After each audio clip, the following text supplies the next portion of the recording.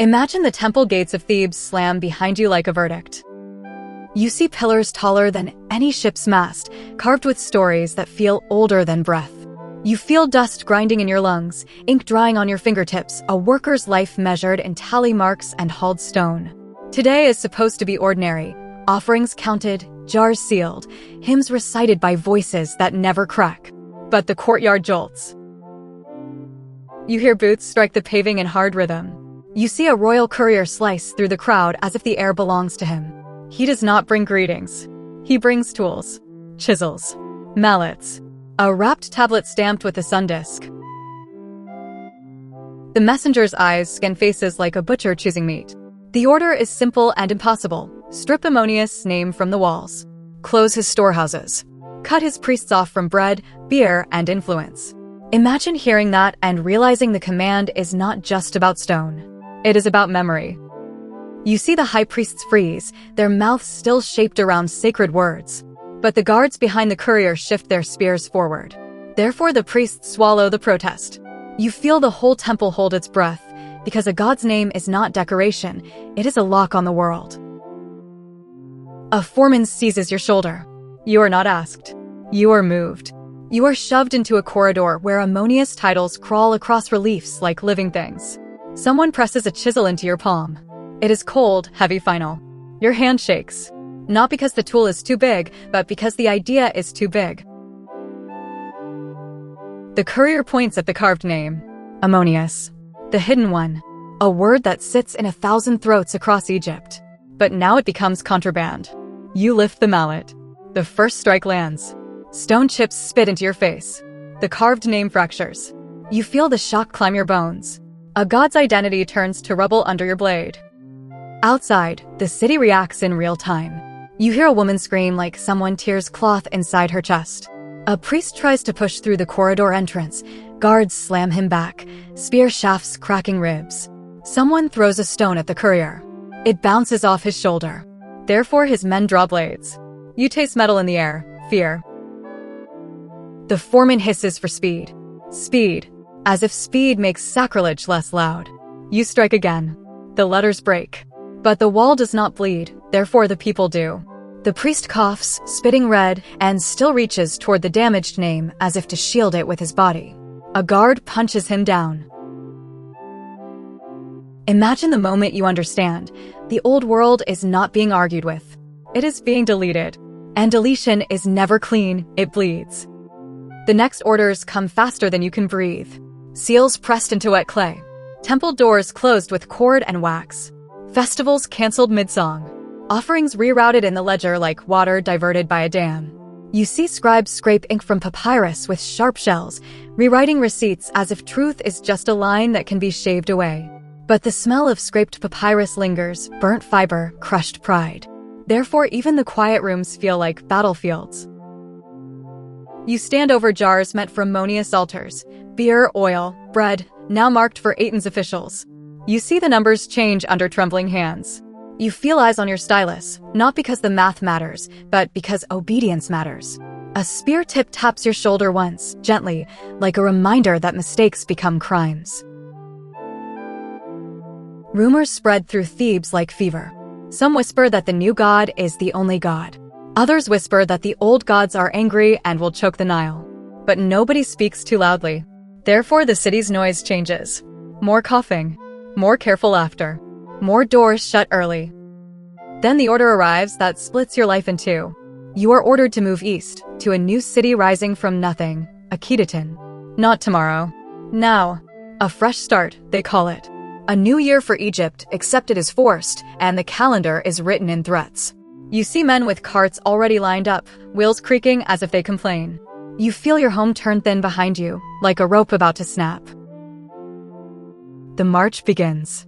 Builders, soldiers, scribes, frightened families, an entire moving wound. You walk until your calves burn. You feel sandals split and slap at your heels. Water skins leak. Bread turns hard like baked clay. Therefore, teeth ache. Children cry until their voices vanish into hoarseness.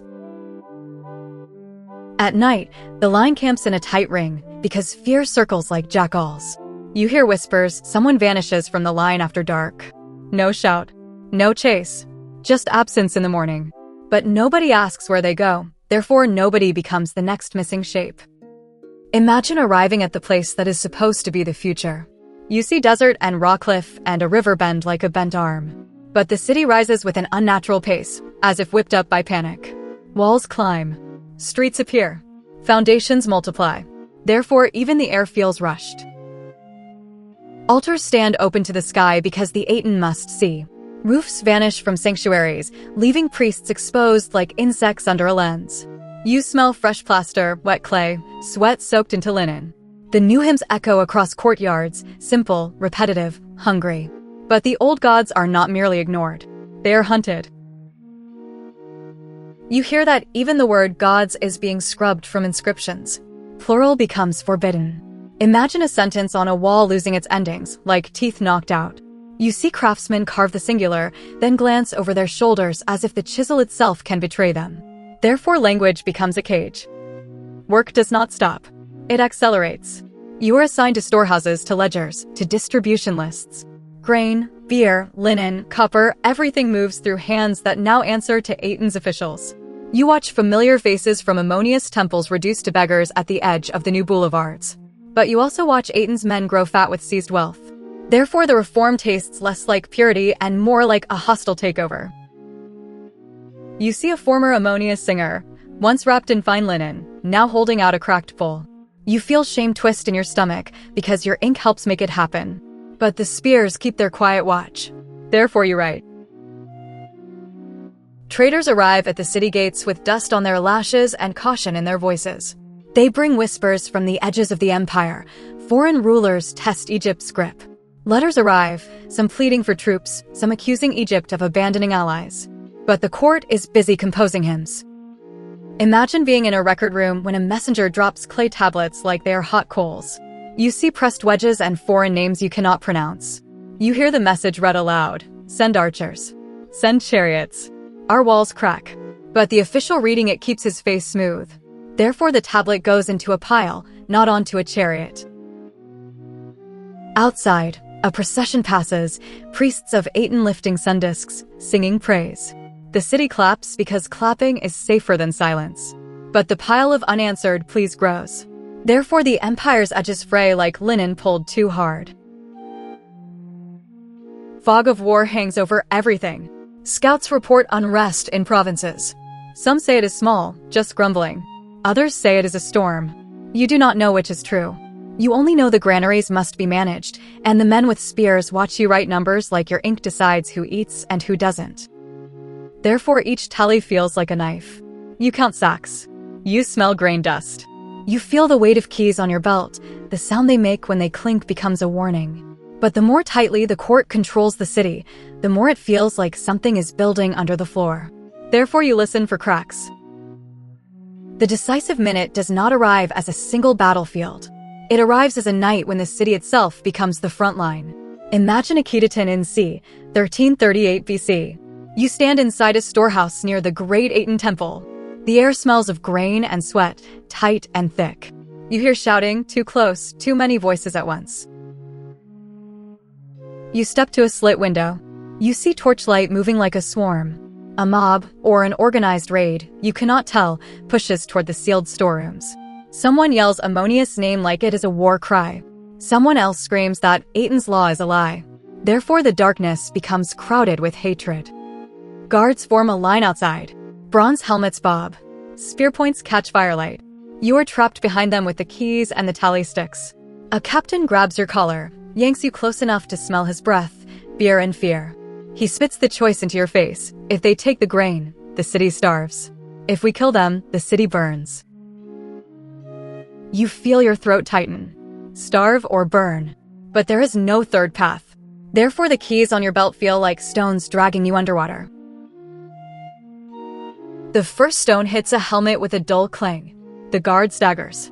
The line buckles.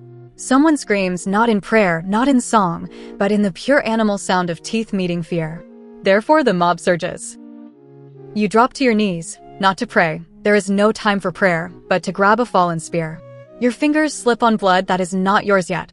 You feel the shaft vibrate with distant impact as bodies slam into the line outside. The captain shouts for you to stay back. But the door behind you rattles as someone inside the storehouse panics, pounding from within.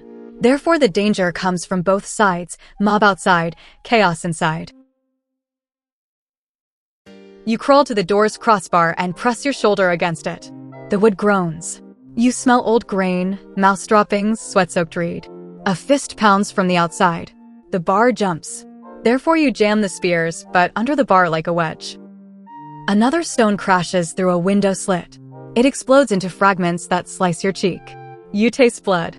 You hear the crowd chant, not like a prayer but like a drumbeat. Ammonius. Ammonius. The word is forbidden, therefore it is powerful. A torch arcs through the air and lands on a reed mat near the storehouse wall. Fire crawls. Smoke bites your throat. You cough until your eyes water. But the grain must not burn, therefore you stomp at the flames with your sandals, feeling heat lick up your shins. Outside, the guard line folds. You hear the ugly wet sound of a spear going in. You do not see whose body receives it. You only hear the cry, short, surprised, cut off. Therefore the night becomes a puzzle made of screams. Imagine the horror of a god war becoming clear in one heartbeat. No one can surrender. If your neighbor wins, your universe dies. If you win, his does. You see faces in the torchlight that belong to men who once shared bread with you. But now their eyes hold only verdicts. Therefore mercy disappears. The storehouse door shakes again. The bar creaks. Dust sifts down like dry snow. You do not know if the attackers are hundreds or thousands. You do not know if reinforcements are coming. Therefore, every second stretches like rope under strain. A guard stumbles backward through the doorway gap as the line collapses. His helmet is gone. His hair sticks to his skull with blood. He tries to speak, but only foam forms. Therefore, the fear becomes physical. You smell it, sour and sharp. The captain drags the wounded man away and shoves another guard into place. He shouts for archers. But the archers do not appear. Therefore, you realize the city's defenses are thinner than anyone admits. Someone in the mob hurls a clay jar. It breaks against the door and spills oil. The smell hits your nose, rich, slick, fatal. But oil plus fire equals disaster. Therefore, you scramble for sand and throw it onto the shining puddle with shaking hands. A blade slices through the doorway gap, probing like a tongue. You jerk back. The spear in your hands trembles. You feel your wrists ache. But the door must hold, therefore you thrust the spear tip forward and hear it scrape wood, maybe flesh. A scream answers. The mob recoils for a breath. Therefore the guards push forward. Boots thud. Spears jab. Shields slam. The captain roars a command and the line surges like a single animal. You stumble outside into smoke and torchlight, half blind. You see bodies on the ground, tangled like dropped laundry. You smell burning reed and hot metal. You hear a woman wail from somewhere in the crush, too high to be a warrior's cry, too fierce to be helpless. Therefore, you cannot tell who belongs where anymore. A man rushes you with a club. His face is streaked with ash. He screams Ammonius' name again, but now it sounds like he screams for his own life. You raise the spear awkwardly, because you are not trained for this, and the club smashes into the shaft. Your hands numb. Therefore, the spear almost flies free. You recover by instinct, ramming the butt into his stomach. He folds. You see his eyes widen, human again for a flash. But the crowd behind him pushes, therefore he cannot fall away from you. He clings and you both stagger. Someone grabs your shoulder from behind. You twist, terrified it is an attacker. But it is a guard with soot on his cheeks. He shouts in your ear that the fire spreads toward the grain. Therefore the battle becomes a race against hunger. You sprint back into the storehouse. Smoke rolls low, turning the room into a throat. You cough until your chest feels ripped. You grab a wet cloth from a water jar and slap it over your mouth. But the flames creep along reed bundles, therefore you kick them apart, scattering embers across the floor like angry insects. You feel heat hammer your face. You hear the roof beams crackle. Therefore you drag sacks away from the burning corner, muscles screaming as grain shifts like dead weight. Outside, the fighting surges again. You hear the captain's voice break into a shout that sounds like loss. Therefore you fear the line collapses completely. You run back to the door. The crossbar is intact, but it shakes under impact. A guard presses his back to it, eyes wild. He says reinforcements come from the palace, maybe. But his voice rises at the end like a question. Therefore hope feels flimsy. Imagine holding that door while the city tries to tear itself in half. You feel splinters cut your palms. You smell sweat and smoke mixing into a single stench. You hear prayers shouted to two enemies in the same street. Therefore the night becomes a courtroom with no judge. A sudden horn blast pierces the chaos, deep, official. The mob hesitates. Therefore the guard line stiffens. You glimpse fresh soldiers pushing in, shields locked. But you do not know if they arrived to save the storehouse or to punish everyone inside it. Therefore you do not cheer. The mob breaks in pieces, some flee into alleys, some fight harder, cornered by the new shields. The street turns into scattered duels. You see a man drop his torch and run, leaving fire to burn without him. Therefore the city still threatens to ignite. You and others stomp flames, throw sand, slap wet cloths. Smoke thins. The storehouse stands. But the ground outside glistens with spilled oil and spilled blood. Therefore survival tastes bitter. Dawn arrives like a verdict, not a relief. Light reveals what Torchlight hides. You step over burned reeds and broken jars. You see grain dust stuck to blood like paste. Bodies are hauled away without names. No hymns. Just counting. Therefore the city wakes into silence that feels dangerous. You return to the ledger. Your hands still shake. You write numbers while hearing last night's screams echo in the back of your skull. But the court insists the world is clean and new. Therefore orders continue, more erasures, more forced devotion, more power pressed into fewer hands. You are sent again to walls, to stone, to names. You see chisels rise and fall like a metronome. You feel each strike steal something invisible from the air. But the more the old world is scraped away, therefore the cracks under the plaster widen. You hear officials praise the Aten for unity, but you see fear unify faster than faith. Therefore neighbors stop trusting neighbors. A smile becomes suspect. A casual word becomes evidence. Then the unthinkable happens. The Pharaoh dies c. 1336 BC. The sun disk does not stop shining, but the system does. You feel it in the way guards glance at each other for direction. You see messengers ride harder as if speed can stitch a torn future. Therefore uncertainty floods every corridor. A child king follows. The court whispers new instructions with old urgency. The name to Akhetaten becomes Tutankhamun c. 1336, 1323 BC. Imagine hearing that shift, one syllable replacing another, like a door unlocking. You see people exchange looks that are half fear, half relief. Therefore the old gods return like exiles with receipts. Temple doors reopen. Storehouses that once sit sealed now breathe again. Priests who once begged now stand straighter, but their eyes hold a hard memory. But restoration is not gentle, therefore it arrives with hunger for revenge. You watch the reversal turn into a purge. Akhetaten city begins to empty. Officials vanish from their houses. Statues are toppled. Aten's names are attacked the way Ammonius' names are attacked. The eraser becomes the erased. Therefore you see the cycle complete itself in dust and broken stone. Imagine walking through streets that yesterday pulse with hymns and today echo with emptiness. You see abandoned courtyards where sand begins to creep back in. You feel your feet crunch over plaster fragments that still carry carved sunlight.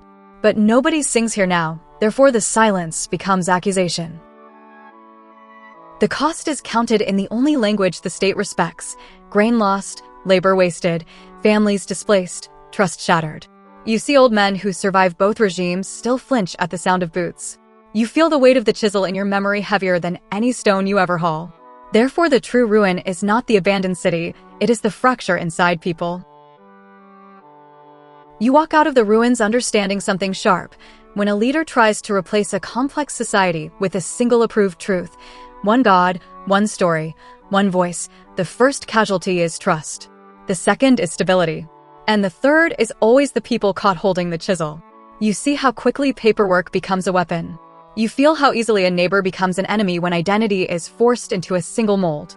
Therefore the lesson does not stay in BC stone, it follows into any age that worships certainty. The dust settles, but it settles on everyone. You survive the night, but survival carries a price. The knowledge that obedience can carve scars into a nation's soul. You see the names return, but you also see the fear remain. Therefore, victory looks less like triumph and more like exhausted repair. So, do you see the same pattern today? When institutions are gutted, when language is policed, when loyalty tests replace competence, when a single narrative demands every other story be smashed. You feel how seductive simplicity sounds when it promises order. But simplicity demands enemies. Therefore, somebody always becomes the target. Imagine the chisel is placed in your hand again, not carved from bronze, but made of words, clicks, signatures, quiet compliance. You see a name on the wall of your own time marked for erasure. You feel the pressure of watching spears. But the question remains, when the order comes to delete, do you strike cleanly to stay safe, or do you risk everything by letting the name remain?